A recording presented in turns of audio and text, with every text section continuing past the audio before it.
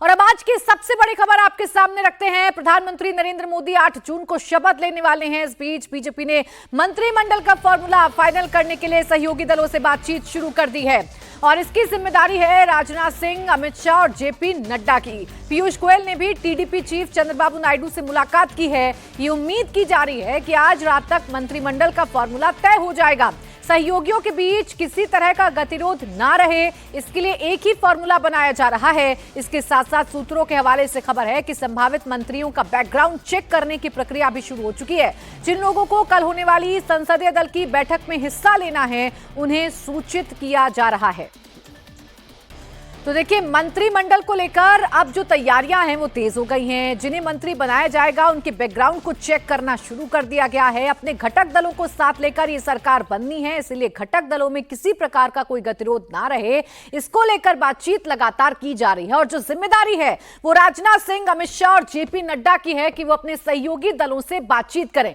आइए आपको बताते हैं किन सांसदों को मंत्री बनाना है, किस पार्टी को कितने मंत्री पद दिए जाने। ये जिम्मेदारी अगर राजनाथ सिंह, अमित शाह और जेपी नड्डा की है तो किस तरीके से बात की जा रही है। देखिए, ये 3 बड़े चेहरे हैं भारतीय जनता पार्टी के, जिन पर यह जिम्मेदारी सौंपी गई है कि आप घटक दलों से बात करिए। खासकर टीडीपी चीफ चंद्रबाबू नायडू और नीतीश कुमार से बात की जा रही है, क्योंकि उनकी तरफ से ही हार्ड बार्गेन हो सकती है, क्योंकि ये वो 2 चेहरे हैं जिन पर सरकार कितनी मजबूत है ये डिपेंड करती है। अब सरकार बनाने का फॉर्मूला क्या होगा? देखिए, 5 सांसदों पर एक कैबिनेट मंत्री होगा, ऐसा फॉर्मूला तय किया जा रहा है। कम सांसद राज्य मंत्री इस बार बनाए जाएंगे, ऐसा फॉर्मूला तय किया जा रहा है। अब ये मंत्रिमंडल का स्वरूप कैसा होगा? आपको याद होगा 2014 के बाद जब 2019 में सरकार बनी थी तो मंत्रिमंडल के अधिकतर चेहरों को बदला गया था। इस बार क्या डिजाइन होगा, किस डिमांड पर सबसे ज्यादा जोर है, आपको ये बताते हैं। देखिए, दोनों ही नेता, चाहे नीतीश कुमार की बात करिए चाहे आप चंद्रबाबू नायडू की बात करिए, ये दोनों ही नेता अपने अपने राज्य को स्पेशल दर्जा देने की मांग करते हैं, राज्य को विशेष दर्जा देने की मांग करते हैं। और ये मांग एक बार फिर इन दोनों नेताओं की तरफ से उठाई जा रही है।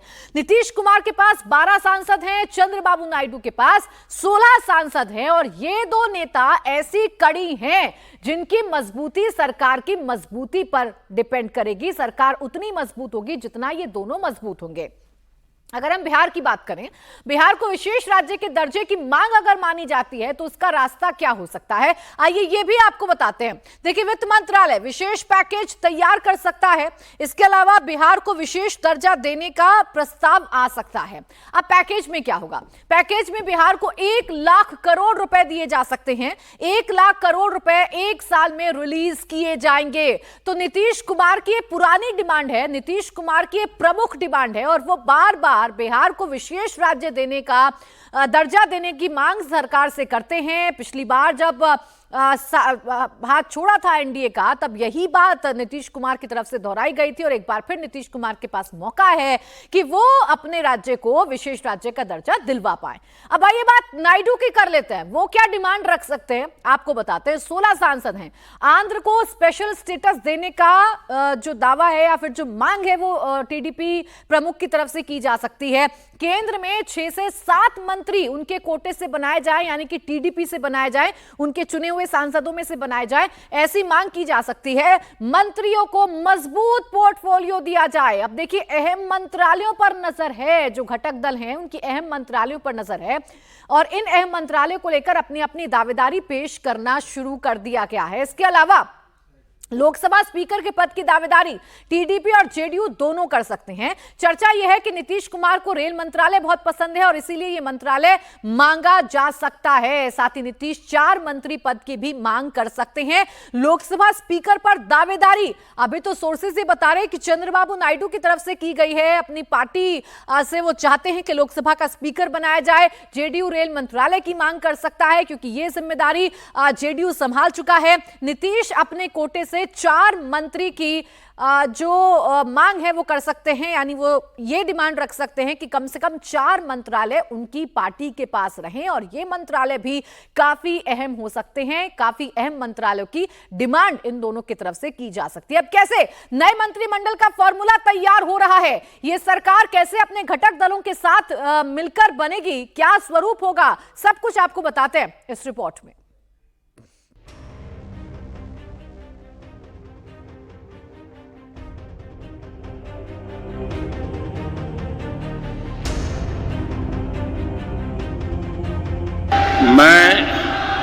नरेंद्र दामोदर दास मोदी ईश्वर की शपथ लेता हूं। तीसरी बार शपथ की तैयारी शुरू हो चुकी है। नरेंद्र मोदी को एनडीए का नेता चुन लिया गया है। शपथ से पहले ही दूसरी औपचारिकताओं पर एक टीम काम कर रही है, तो दूसरी टीम भी इस गठबंधन को जोड़ने वाले फॉर्मूले पर काम शुरू कर चुकी है। राजनाथ सिंह, अमित शाह और जेपी नड्डा सहयोगी दलों के नेताओं से बात कर रहे हैं। इसके अलावा एनडीए की मीटिंग के बाद चंद्रबाबू नायडू और पीयूष गोयल की मीटिंग हो चुकी है। जाहिर है नीतीश और नायडू दोनों ही एनडीए में रहते हुए अपनी शर्तों को मनवाने में पीछे नहीं हटेंगे। नीतीश कुमार और चंद्रबाबू नायडू दोनों ही अपने राज्यों के लिए विशेष दर्जे की मांग करते आए हैं। दोनों इन मांगों को पूरा करने के लिए पूरा जोर लगाने वाले हैं। खासतौर पर नीतीश कुमार, क्योंकि उन्हें कुछ ही महीने में बिहार विधानसभा के चुनाव के लिए पब्लिक के बीच जाना है। नीतीश के विरोधियों ने तो अभी से दबाव बनाना भी शुरू कर दिया है। एक अच्छा मौका है उनको, किंगमेकर के रूप में अगर हैं तो कम से कम इतना तो होना चाहिए कि बिहार को विशेष राज्य का दर्जा दिलवाएं और पूरे देश में जाति जनगणना करवाएं और जो बिहार का आरक्षण बढ़ाया गया 75% उसको शेड्यूल 9 में डाल दें। दो बड़े जो सहयोगी हैं, बिना उनके अब सरकार चल नहीं सकती है, तो काफ़ी दबाव जो है हमको लगता है अगर देने पर पावर है, संख्या भारी है, तो बिहार के लिए तो इतना करना ही चाहिए।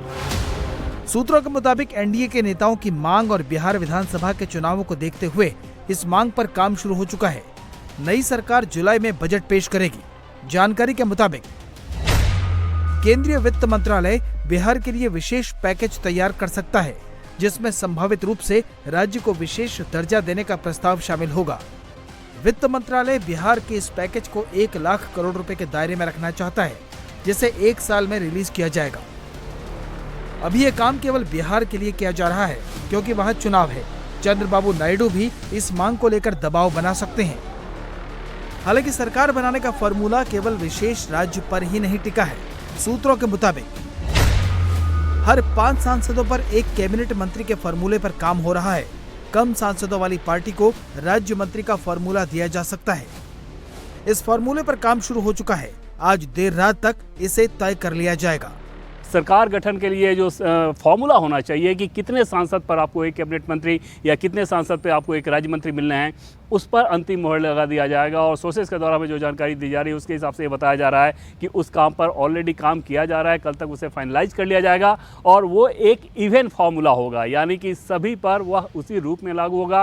अगर 5 सांसद पर एक कैबिनेट मंत्री दिया जा रहा है तो वो फिर सब पे उस तरह से लागू किया जाएगा और फिर उसी हिसाब से अगर सांसदों की संख्या ज़्यादा है तो दूसरा कैबिनेट मंत्री या एमओएस को लेकर के कोटे की बात की जाएगी। ये इस लिहाज से किया जा रहा है ताकि किसी प्रकार का कोई गतिरोध नजर न आए। इस फॉर्मूले के साथ ही ये भी देखा जाना है कि एनडीए के घटक दलों की अपने राज्यों में स्थिति क्या है, उन्होंने क्या वायदे किए हैं और उसे कैसे पूरा किया जाएगा। इसलिए भी नीतीश और नायडू की पार्टी को लेकर ज्यादा माथापच्ची हो रही है। इस बार करना ज़्यादा चुनौती इस लिहाज से है कि एनडीए की सरकार तो पिछली 2 बार भी थी, 2014-2019 में भी, लेकिन इस बार जो गठबंधन की सरकार है वो बहुमत के लिए डिपेंडेंसी वाली सरकार है और उस लिहाज से उस फॉर्मूले को अंतिम रूप देना एक चुनौती वाली बात है, क्योंकि माना जा रहा है कि जेडीयू और टीडीपी दोनों ही अपने पॉलिटिकल कंपल्सन को ध्यान में रखते हुए कैबिनेट में उतने बढ़त की दरकार करेंगे। मोदी सरकार का ये तीसरा कार्यकाल पहले 2 कार्यकालों से अलग होगा। इससे पहले 2014 और 2019 में बीजेपी अपने दम पर बहुमत लेकर आई थी, लेकिन इस बार बहुमत के लिए उसे गठबंधन के सहयोगियों की जरूरत है। इसीलिए अटकलों का बाजार भी गर्म है। अटकलें लगाई जा रही है कि लोकसभा स्पीकर को लेकर नीतीश और नायडू दोनों दावेदारी कर सकते हैं। दावा यह भी किया जा रहा है कि जेडीयू अपने लिए रेल मंत्रालय मांग सकता है। नीतीश कम से कम 4 मंत्री पद की मांग कर सकते हैं। ये सिर्फ और सिर्फ अटकलबाजी और कोरी कल्पना है और टीडीपी का जो पहले के एनडीए के सरकार के समय जो अनुभव था उस आधार पर, क्योंकि उनके पास स्पीकर था या बाकी जो पोर्टफोलियो थे उसके आधार पर एक फेक चीज़ चलाने की कोशिश की गई। जेडीयू की तरफ से भी वैसी ही बात कही गई कि रेल मंत्रालय को लेकर बार बार बिहार के दलों में एक आकर्षण रहता है। ये सारी वो चीज़ें हैं जो हमें सोर्सेज के द्वारा जानकारी मिली, जो जिसे हम एकदम कन्फर्मेशन के तौर पर बता सकते हैं कि ऐसी कोई भी बात अब तक नहीं हुई है। बातचीत अभी उस लेवल पर पहुंची ही नहीं है। आज जो भी बैठक हुई, जो बातचीत हुई, जो मुलाकात हुई, वो सिर्फ एक औपचारिक मुलाकात थी। नीतीश कुमार की मांगों को लेकर भले ही अटकलों का बाजार गर्म है, लेकिन एक जानकारी पुख्ता है कि सरकार बनाने की तैयारी के साथ साथ मंत्रियों के नामों की लिस्ट भी तैयार होने लगी है। एनडीए के नेताओं की एक टीम इस पर काम कर रही है। हालांकि इसके लिए पूरे 2 दिन का वक्त बाकी है।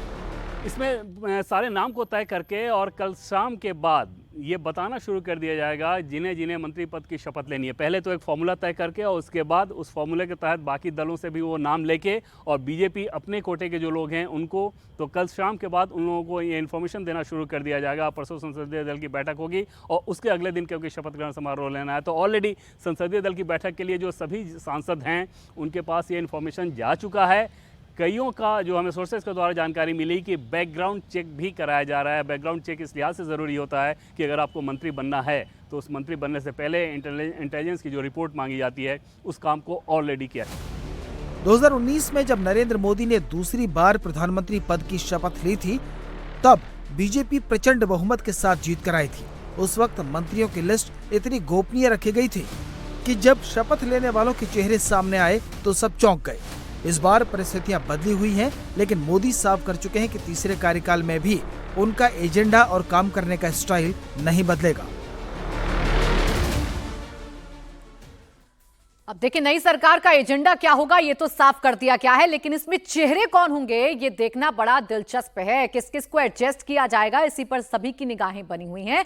लेकिन आइए आपको बताते हैं, बुधवार को दिल्ली में एनडीए की जब मीटिंग हुई जिसमें नई सरकार के गठन को लेकर चर्चा की गई, बैठक में 16 पार्टियों के 21 नेता जो हैं वो शामिल हुए। बैठक में तय किया गया कि 7 जून को पुराने संसद भवन के सेंट्रल हॉल में एनडीए के सभी सांसदों की बैठक होगी, जहां नरेंद्र मोदी को एनडीए संसदीय दल का नेता चुना जाएगा और इसके बाद पीएम मोदी की अगुवाई में एनडीए के नेता राष्ट्रपति के पास जाकर सरकार बनाने का दावा पेश करेंगे और फिर 8 जून को नरेंद्र मोदी तीसरी बार पीएम पद की शपथ लेंगे। तो 7 जून को एनडीए के सांसदों की मीटिंग होगी और इसी मीटिंग में नरेंद्र मोदी को संसदीय दल का नेता चुना जाएगा और फिर उसके बाद 8 जून को नरेंद्र मोदी शपथ लेंगे।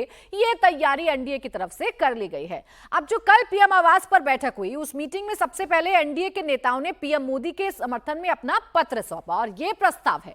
भारत के 140 करोड़ देशवासियों का इसमें जिक्र किया गया। एनडीए की इस मीटिंग में क्या हुआ आपको बता रहे हैं। लगातार तीसरी बार मैंडेट मिलना ऐतिहासिक है, यह पीएम की तरफ से कहा गया। यह उपलब्धि 60 साल बाद किसी सरकार को मिली है। पंडित नेहरू के बाद नरेंद्र मोदी ऐसे दूसरे प्रधानमंत्री होंगे इस देश के जो लगातार तीसरी बार देश की बागडोर संभाल रहे हैं और इसी का जिक्र पीएम ने किया। देश को आगे बढ़ाने के में पीएम की भूमिका की सराहना जो है वो एनडीए के तमाम दलों की तरफ से की गई, नेताओं की तरफ से की गई। पीएम के विकसित भारत के क्लियर विजन में एनडीए साथ है। जितने भी दल इस एनडीए में शामिल हैं वो सब पीएम के विकसित भारत के क्लियर विजन के साथ हैं। दुनिया में देश का मान बढ़ाने में पीएम के योगदान की तारीफ भी कल हुई पीएम आवास पर बैठक में की गई है। एनडीए ने अपना समर्थन दिया है और अपना नेता नरेंद्र मोदी को चुन रहे हैं। ये संकेत भी पूरी तरीके से साफ हो गए हैं। क्या कुछ हुआ कल की मीटिंग में, क्या तैयारियां चल रही हैं, कैसे ये मिलीजुली सरकार चलेगी, सब कुछ आपको बताते हैं इस रिपोर्ट में।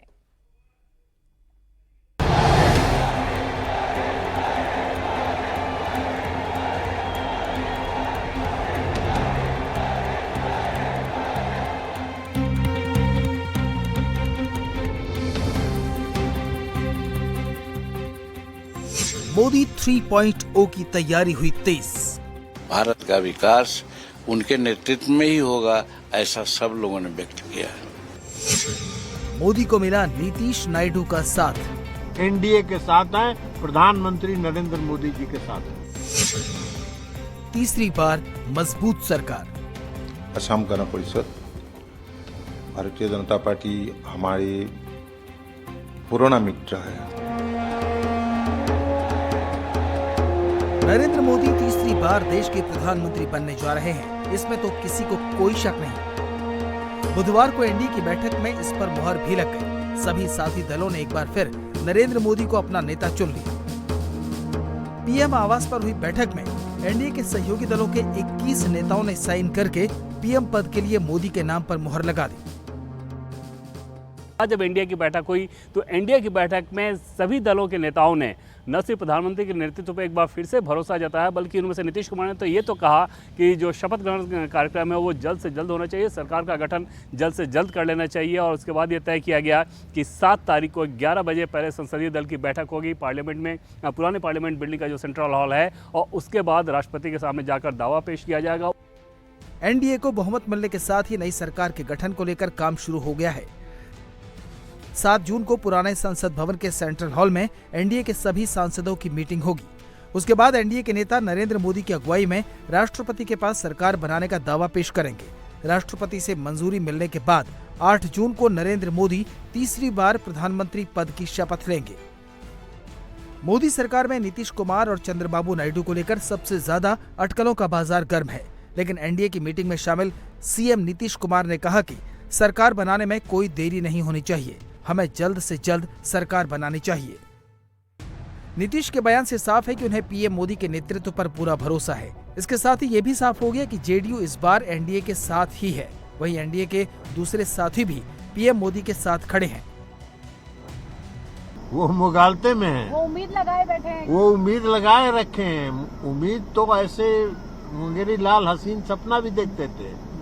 और हम लोग के यहाँ बिहार में एक कहावत है कि बिल्ली जो है दही के सीका के नीचे बैठी रहती है इस इंतजार में कि सीका गिरे और उसका छाली वो खाए, तो वो इसी इंतजार में रहे, बिल्ली की तरह नीचे बैठे रहे, कुछ नहीं मिलने वाला है। हम लोग मजबूती के साथ एनडीए के साथ हैं, प्रधानमंत्री नरेंद्र मोदी जी के साथ। मेरे लिए ये हर्ष की बात है कि मेरे प्रधानमंत्री तीसरी बार देश के प्रधानमंत्री बनने जा रहे हैं। आप सब मेरा समर्पण मेरे प्रधानमंत्री के प्रति जानते हैं। ऐसे में मेरे लिए आज की तारीख में हर्ष की बात यह है कि वो तीसरी बार देश के प्रधानमंत्री पद की शपथ लेंगे। मंत्रिमंडल में उनके साथ कौन होगा और कौन नहीं होगा, ये पूर्णतः विशेषाधिकार मेरे प्रधानमंत्री जी का ही है। नीतीश कुमार ने एनडीए में बने रहने की बात कही तो चंद्रबाबू नायडू ने भी विपक्षी खेमे की तरफ से लगाई जा रही अटकलों पर विराम लगाने में देरी नहीं की। एनडीए की मीटिंग से निकलते ही उनकी तरफ टकटकी लगाए बैठे विपक्ष को दो टूक जवाब दे दिया। नायडू ने कहा कि वो भी अब की बार एनडीए के साथ ही हैं। How can we contest elections if we are not a part of NDA? 3 parties combined we collected. Why you got that doubt? I don't know. Sir, how was the meeting? How was the meeting, sir? Good. NDA की meeting के बाद BJP अब अपने साथियों की सरकार में हिस्सेदारी को लेकर काम में जुट गई है। साथ ही जिन चेहरों को मंत्री बनाना है, बीजेपी अपने स्तर पर उन नेताओं के बैकग्राउंड चेक करवा रही है। यानी इस बार भी मोदी बेदाग छवि वाले चेहरों को ही अपनी कैबिनेट में जगह देंगे, जिसके लिए पार्टी ने सीनियर लीडर्स को जिम्मेदारी सौंपी है। एनडीए की मीटिंग के बाद चंद्रबाबू नायडू ने पीयूष गोयल के घर जाकर उनसे मुलाकात कर ली है। यानी मोदी सरकार में सब कुछ ऑल इज वेल होने वाला है। वहीं चुनाव में शिवसेना के नंबर भले ही कम हो, लेकिन वो तीसरी बार नरेंद्र मोदी के साथ डट कर खड़ी दिख रही है। एनडीए की मीटिंग हो गई आदरणीय मोदी जी के नेतृत्व में, और शिवसेना ने उनको समर्थन दिया है और जल्दी उनका शपथ विधि हो जाएगा। ये हमारे भारत के तीसरी बार आदरणीय मोदी जी प्रधानमंत्री होंगे। सभी एनडीए के घटक वहां पर थे। बहुत ही ऐतिहासिक दिन था और सभी ने उनको समर्थन दिया है। मेजोरिटी से ज्यादा लोग एनडीए के साथ है और इसलिए मैं उनको बधाई देने गया था। इस बार मोदी सरकार में गरीबों, महिलाओं, युवाओं, किसानों और समाज के वंचित वर्गों की सेवा करने की बात कही गई है। इसके लिए बीजेपी सरकार के गठन से पहले एक बड़ी बैठक करेगी, जिसमें सभी चुने हुए सांसद, राज्यों के मुख्यमंत्री और बीजेपी के पदाधिकारी शामिल होंगे। यानी सरकार का तीसरा टर्म मोदी की गारंटी के साथ चलने वाला है।